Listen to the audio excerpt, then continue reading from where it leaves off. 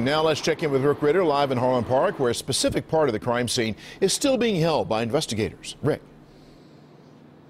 Well, Vic, here we are 5 days later, and it's still a very active crime scene. Earlier, it was released, then it was reopened again, and detectives in the ATF honing in on a back alley. Now, police and the Harlan Park community are hopeful this investigation is coming to an end. Only WJZ was there as Commissioner Davis made his way back to the crime scene 5 days after Detective Suter was murdered. What was once cordoned off for blocks has now decreased significantly as the community looks to get back to a sense of normalcy. Nobody really want to be in the middle of it. I don't blame them.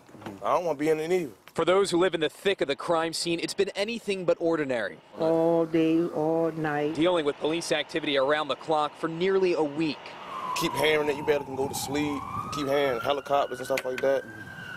It's just, I just want this to be over with.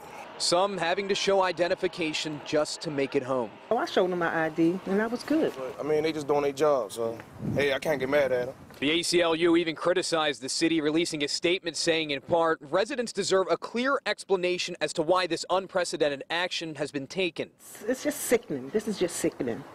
Seriously. The police commissioner says he can certainly empathize. So I understand the heightened sense of scrutiny that's associated with holding a crime scene this many days, particularly when it impacts a residential community. I'm very sensitive to that. But with detectives finding new significant evidence at the scene on Monday, Davis says that's exactly why he held it for so long. And I did it based on the necessity to close this heinous case, and I'm encouraged by recent developments. And the commissioner added that the move was absolutely necessary. He's hopeful the crime scene will be fully released by tomorrow. Live in West Baltimore tonight, I'm Rick Ritter reporting for WJZ. Rick, thank you. Again, there is a $215,000 reward in the case.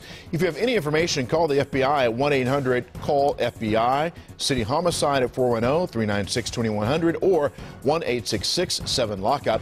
You can also text TIPS to 443-902-4824. Stay with WJZ for updates on the search for the suspect in the killing of Detective Sean Suter.